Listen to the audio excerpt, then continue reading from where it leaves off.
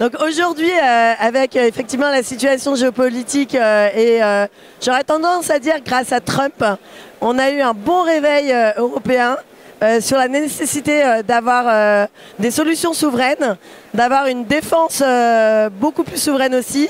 Donc ça fait qu'on voit émerger du coup certains secteurs comme la défense tech dont on ne parlait pas tant que ça avant et qui est en train d'exploser. On a l'intelligence artificielle qui est quand même un gros morceau parce qu'on a la Chine, on a les États-Unis qui sont en train de nous mettre un petit coup de pied aux fesses, mais on avance, on y arrive avec des acteurs comme Mistral, Dust, Poolside et bien d'autres. Et en fait, il faut absolument que les grands groupes se réveillent aussi là-dessus, que les grands groupes et les administrations d'ailleurs, c'est-à-dire qu'on arrête de prendre des solutions américaines, mais qu'on prenne des solutions non pas que françaises, mais au moins européennes. Et déjà, si on arrive à faire des gros acteurs européens, que les grands groupes et les administrations travaillent avec eux, on arrivera peut-être à faire des vrais champions, on arrivera à rivaliser. L'Europe est quand même très bien placée en matière d'inno, d'IA, d'ingénieurs, de tout. Donc il n'y a pas de raison qu'on n'y arrive pas. Donc ce sujet-là, il est quand même très prégnant, il est très fort. Et là, il faut absolument que tous les acteurs, et notamment les acheteurs, se bougent dessus pour qu'on y arrive et puis qu'on ne soit pas laissé sur le carreau au global. Donc déjà, en fait, à travers ce projet, on a identifié dans les 7 membres de Software République les technologies qu'on avait, nous, dans ces entreprises-là et qui pouvaient venir en aide au secours.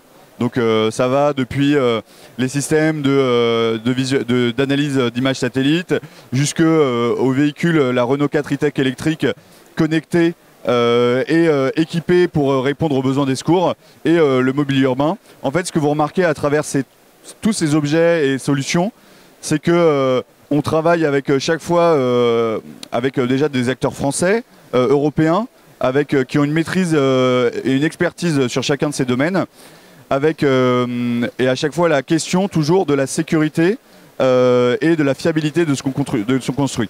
Ce qu'on montre ici aussi, c'est qu'on a tout un tas de savoir-faire qui, une fois mis ensemble, apportent une réponse cohérente et consistante. Finalement, on a toutes les expertises. L'important, c'est de savoir collaborer et de les faire travailler ensemble, trouver des synergies pour développer de meilleures solutions. Alors, souveraineté technologique, c'est un peu le cœur de notre activité parce que notre objectif, c'est accompagner les entreprises françaises, parce qu'on a une agence publique française à l'export. Pourquoi? Pour leur permettre de grossir, de croître, d'innover encore plus de nouvelles technologies et surtout de garder et faire en sorte que cette innovation, la recherche, le développement, la production de ces technologies reste sur le territoire français.